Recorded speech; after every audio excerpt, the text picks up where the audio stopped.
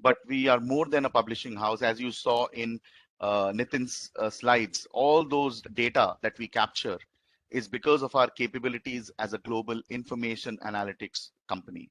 And that is only possible through tools like Scopus, SciVal, Pure, and many other analytical tools that we have. Right? We are able to pull out such data, do some deep dive analysis into institutes, and help institutes and organizations identify the areas where you can improve and areas where you can already doing better. So giving these insights really help institutions and organizations plan and strategize their research journey as well. Now, when we talk about research journey, a very important part of the research journey is the research workflow. And if you can see on screen, it broadly covers these 5 areas. It starts with research preparation, then finally writing for research, publication process, peer review, and then finally communicating your research once your article is published. Now, this is I would say a rough schematic, because uh, the research workflow may differ for different kinds of scientists. For example, if you take a laboratory scientist and a field scientist, their research workflows are very different. However, they are covered under these broad umbrella. At Elsevier, we make sure that we support researchers at every step. And if you look at the tools that are mentioned on this research workflow, this clearly indicates that Elsevier has the potential, has the tools to support researchers throughout their entire research journey through tools like Scopus, ScienceDirect, Mendeley, and look at how these tools fall into different parts of the research workflow. This is what we are going to learn today on how you can use, for example, how you can use Scopus in the early part of your research, which is research preparation, or post publishing your paper, how can you utilize Scopus and what kind of data and information you can extract. Similarly with ScienceDirect, how does ScienceDirect help you? How can you navigate through ScienceDirect and find articles? And then finally, how can you use Mendeley as a reference manager and also as an online collaboration tool? So we are going to learn a lot about all these parts. Now, apart from the tools that Elsevier has, we also have a free online portal, which is called Elsevier Researcher Academy. Now, this portal has been developed for researchers, for faculties, especially for young students, young researchers who want to learn new technologies and want to do some sort of personal development for themselves, right? If you go onto this portal, you will find several online certified courses which have been developed by experts. All you need to do is go enroll for a course for free, take that course, and once you complete the course, you can self-generate a certificate of achievement for yourself. These courses have been designed keeping in mind the entire research workflow and have important topics that are covered, like how to write a book, how to write a research article, what are the fundamentals of publishing, the editorial workflow, research ethics, and many more. So I would encourage all of you to take out time, go onto this platform, register yourself, and take these courses for free. So I think looking at the tools that we have for the entire research workflow and the sort of platform that we have developed, I think it gives a fair idea about Elsevier being very researcher focused and trying to help researchers at every stage. Now, helping anyone cannot happen without understanding their needs. If I can help you in what you need, that is where you can find me useful. So researcher needs have changed over the years. If you look at 20 years back, research used to be very single discipline focused. There hardly used to be any collaboration. So people were usually working in silos in specific topics. If you look at today's research scenario, it is highly multidisciplinary. It is more and more people are collaborating to form new partnerships and develop improve their quality of research as well. So researcher needs have definitely changed, and therefore the access to information has become more critical. Already there is an overload of information that is available, but how can you get more clarity on how to get the best data out of whatever is available? So if you look around you, there is a lot of data, right? There are news channels, there are newspapers, you talk to people, you read online, and there is so much data. How can you filter out the most relevant information for you? So that you can do by applying logic. So if you apply simple logic, you can filter out the most important piece of information from data. Now, the big question is, as researchers, is information something that you can trust and cite in your research work? Not until it is peer reviewed. So peer reviewed information is something which is very essential for researchers. And what is peer reviewed information? It is knowledge. So for researchers, this thin line called peer review separates information from knowledge. And as researchers, you would want to use knowledge and then cite it in your works to improve the quality of your own paper. Now, with regular application of this knowledge, one can start getting insights. Now, these insights give you a lot of answers. So this is basically giving you innumerous possibilities of what can be achieved. Now, with experience, you can achieve wisdom, which means you can turn these insights into meaningful answers and then reach point B from point A in the fastest and the most logical way. Now, researchers today have started aligning to the research environment and to the methods of accessing knowledge as well. And they are more demanding than ever before because, and it's in a good way, because researchers need to look at multiple angles today to strategize and to develop their research journey. Now, it starts with researchers needing to do so many things at the same time: collaboration, staying up to date, publishing more effectively, reading new articles, managing research data, and there is just so much to do beyond your own research work into the administrative work that you also do. So it is quite evident that their needs and demands are continuously changing. And also with the advent of big data and data science, research has become more powerful and more data driven.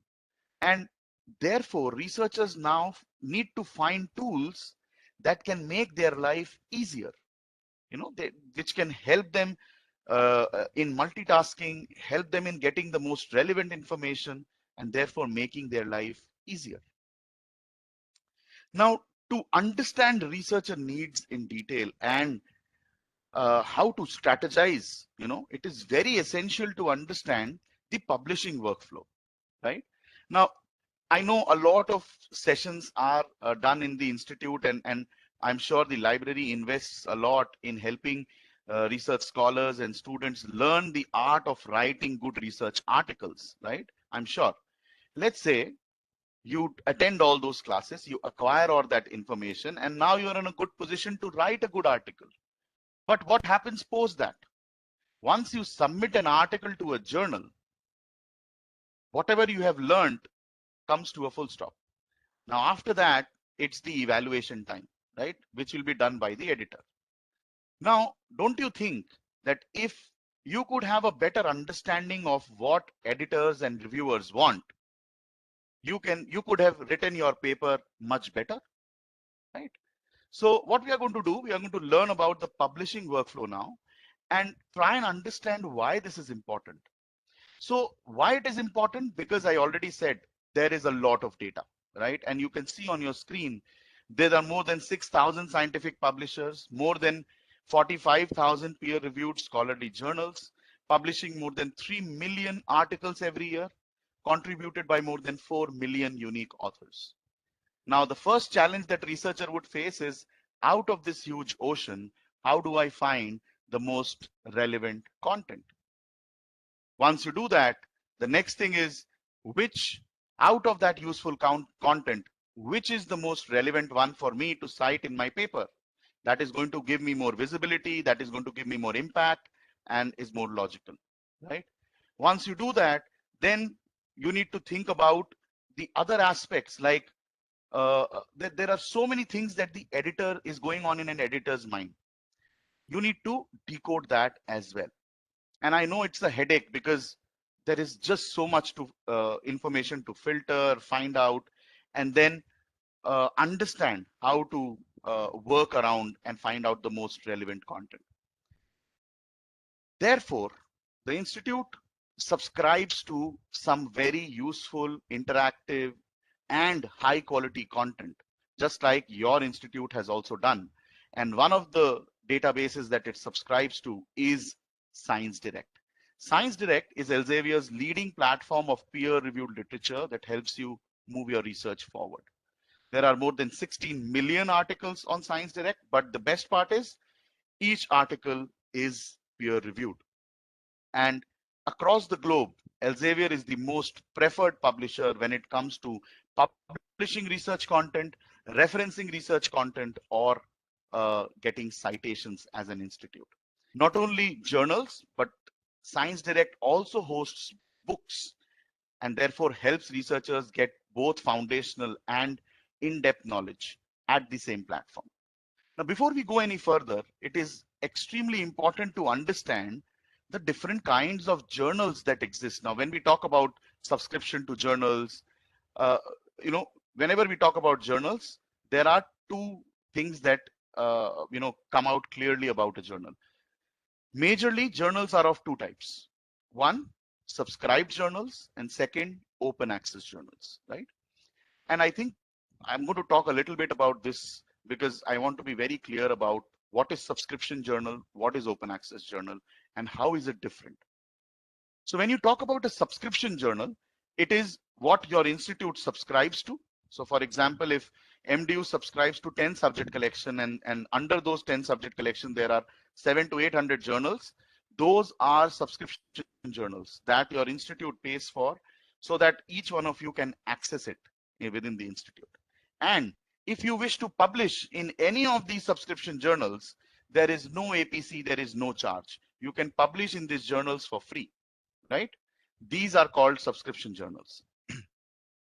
There is another category which is called open access journals. Now, what are open access journals?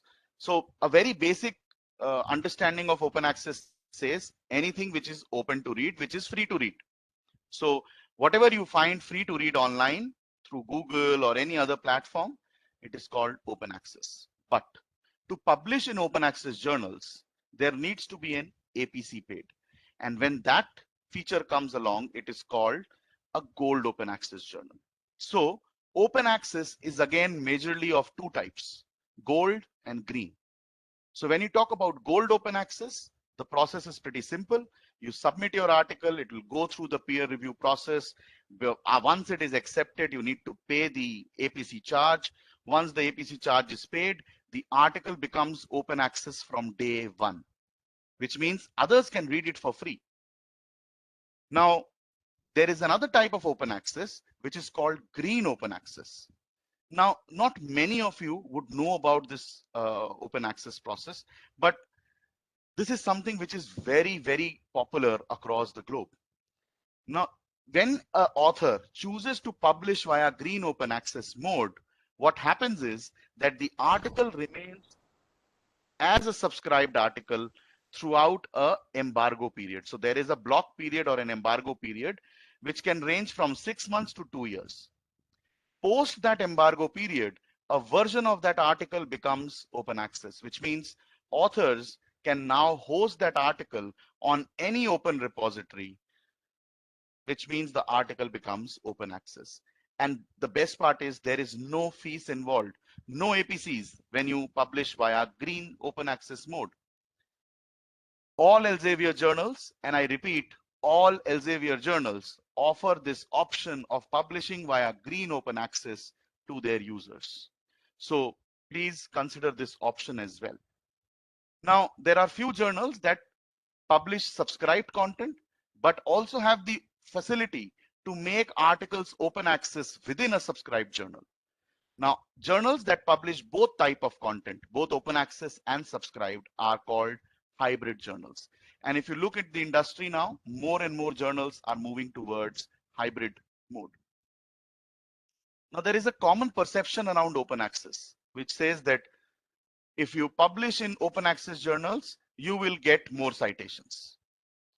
Now, if you rephrase this, I can say that if you publish in open access journals, there is a possibility or there is a good probability that you will get more citations, but there is no guarantee, right?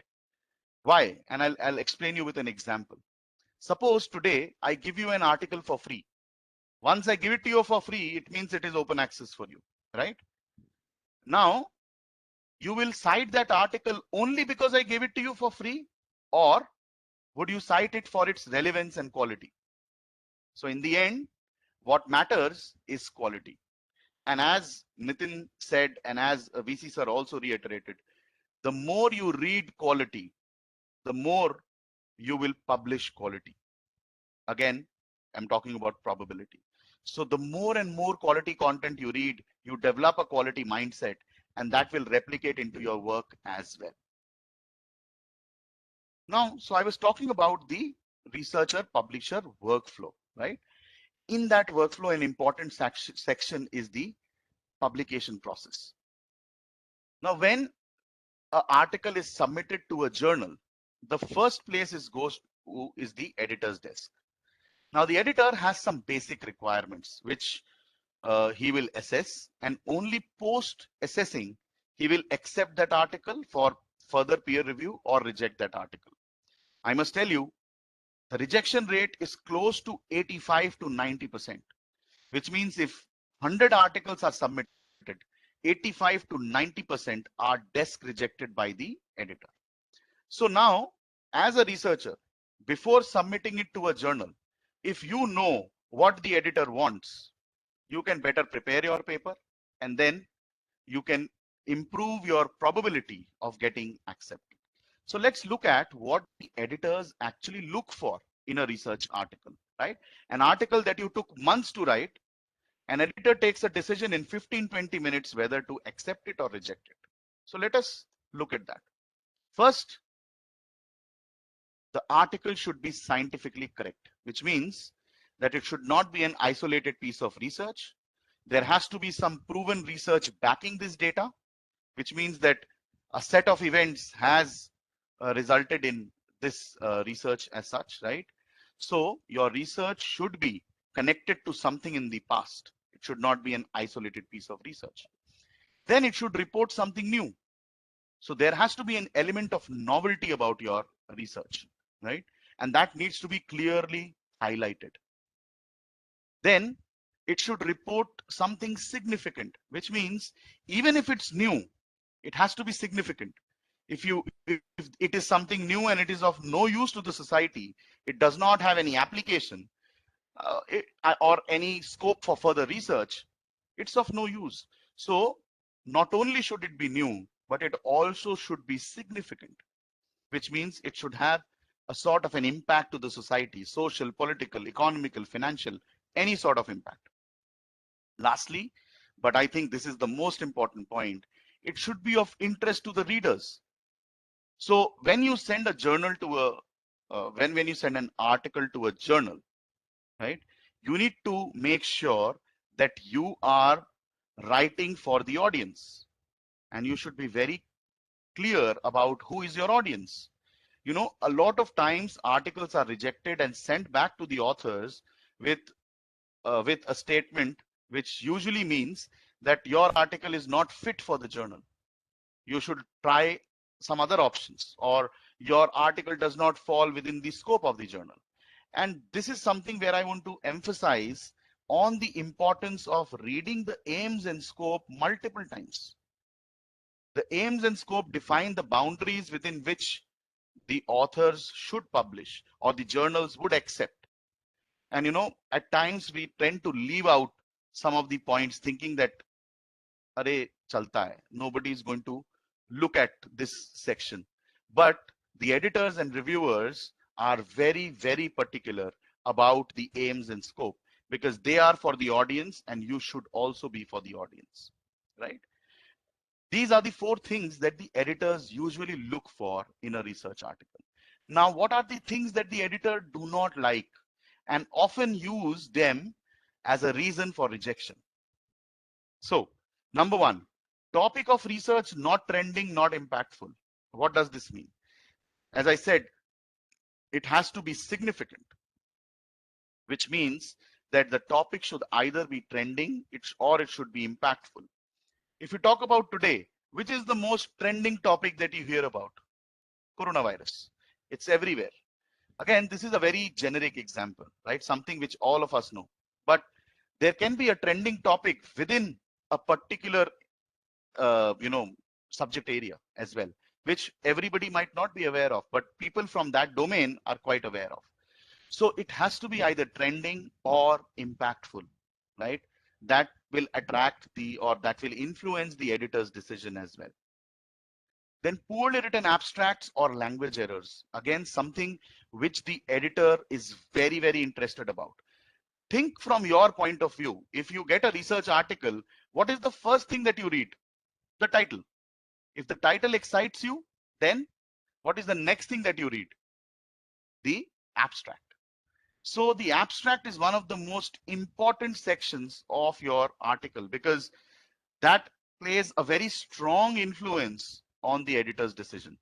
So whenever you write an abstract, of course, your whole paper, your entire paper should be written in proper English. And when we say proper English, it means clear, simple, logical. You don't need to deliberately add fancy words, complex words just to, uh, uh, you know, show to the editor that you know your English. But it has to be well organized, well framed, and relevant, right? So editors do not like, or I think anyone doesn't like reading complex statements. Think about yourself. If you find a paper that you are reading, and if it's written in simple, clear, easy English, don't you think you will be attracted to it more and you will find it more interesting rather than reading a paper where there are so many complex words that you need to refer to a dictionary or a thesaurus again and again, right? So editors are people like us. They are just more experienced and have more achievements, right? But they do like to read simple content. So make sure that your article, your abstract is written in proper English. There are minimum grammatical mistakes and it is comprehensive yet concise. So that will again play a very important role in the decision making of the editor. Then irrelevant self-citations, something that the editors do not like. If you cite your own paper irrelevantly, just because you want to get a citation, editors are smart enough to detect that. And if they detect it, see, self-citations, irrelevant self-citations come under unethical publishing practices. If there is anything unethical about a paper, the editor will straight away reject it. He doesn't want any controversy in his journal.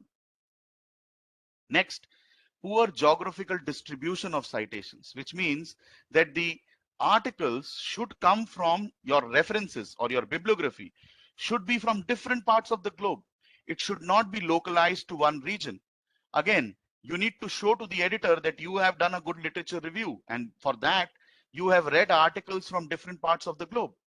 So poor geographical distribution of citations is something which the editor really takes very seriously. Your citations should come from different parts of the world. So you should equally cite articles from everywhere. Then recent articles not cited, again, something which the editor is very particular about, that you need to cite the latest article.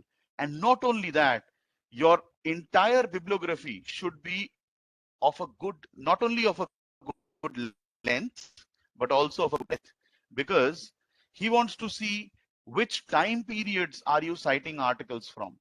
So it again should be a good mix of older articles and recent articles, right? Next, leading scientists and top journal articles not cited. Again, you need to clearly keep in mind that the editor is a subject matter expert. He knows who's the top author in that field. He or she knows who are the leading scientists in that field. And therefore, you should also know that. And if you are citing top journal articles, you are citing top journals, you are citing top researchers, it again tells the editor that you are reading the right content, and again influences the editor's decision whether to proceed or to reject your paper. Now, if you know these 10 points now, our editors tell us that if researchers follow these 10 points meticulously, they can improve their probability of getting accepted in top journals. Right? Again, not sticking to these 10 only, but these are the 10 most recommended by Elsevier authors. So the big question now is, there is a lot of information here that you will need to find out as well. So where do you find this information? Where do you find whether a topic is trending or not? Where do you find good collaborators? Where do you find articles from different time ranges that are relevant to your research only? Or how do you know who's the top author and the best journal in that particular topic, right? The answer to all these questions is within Scopus. And that is why your institute also subscribes to Scopus. Now, there is a common conception that Scopus is useful for getting information around citations, around publications, around performance. But, I have a different opinion. I feel that Scopus is more of a product for researchers, for faculty, than it is for the management. Because the management will only look at a few sections of Scopus. But Scopus is a much bigger tool than just being a source of citation and publication. Scopus is the largest abstract of peer-reviewed literature that covers abstract and citations, right? So a big difference between Scopus and ScienceDirect is that on ScienceDirect, you get full text articles. You click on an article, you can download the PDF. Scopus is not a full text platform. Scopus is an abstract and a citation database. It will help you in analytics, not getting full text information. For full text, you need access to publishers like Elsevier that you have on ScienceDirect, like Springer, like IEEE, or whichever publisher's data you want. Scopus has more than 83 million items on the platform and data that is contributed by more than 7,000 publishers. Elsevier is only one of them, right? 7,000 publishers' data is already on Scopus. And not only journals, Scopus also covers conference papers, books, patents. And the reason is pretty simple. Knowledge can come from anywhere. It can come from a book, it can come from a journal, it can come from a conference proceeding, or it can even come from a patent. Now, all these data that you see is further categorized into 4 major subject areas. So we have physical sciences, health sciences, social sciences, and life sciences. Again, one common perception is that when we talk about sciences, they are mainly focused on life science or engineering or computer science. But you see, the maximum content that we have is from social sciences. And similarly, same sort of trend you will see on the ScienceDirect platform as well. When we say science, it simply means research, right? So you will, any topic, any subject area that you can think of, it is available both on Scopus and ScienceDirect. Now, not only this, Scopus also includes preprints. So close to 880,000 preprints have been indexed on Scopus as well. So you can actually see them on Scopus as well. And it also includes the open access journals. Close to 5,600 open access journals are also indexed on Scopus. Scopus is updated daily. So every day, close to 11,000 articles are indexed on the Scopus platform. Now, the number of journals that are indexed on Scopus will keep on changing. And the reason is Scopus does an evaluation twice every year. So the last evaluation that happened was in the month of May, right? And the latest list is now available on the Scopus platform. We are going to see where the latest list is available. But currently there are 24,971 journals that are active Scopus indexed journals. This word is very important, which is called active, because there may be a lot of journals that were indexed earlier but are not indexed now. And if you want to get a Scopus indexed publication, or you need to publish in a active Scopus indexed journal, right? You can check the coverage of this of each and every journal on Scopus, and I'll show you where you can do that. Scopus has representation from across the globe. So more than 105 countries across the entire world. You will find journals indexed from everywhere. Unlike some other databases which are heavily focused on a few continents, Scopus has representation from everywhere. And who decides what gets indexed onto Scopus and what gets removed? It's the CSAB committee. So there is a committee called Content Selection and Advisory Board. These are people who are independent. They don't work. They are subject experts in their own domain, and they are the people who form a committee and decide which journals get indexed on Scopus and which journals get removed from Scopus. I think somebody is on mute.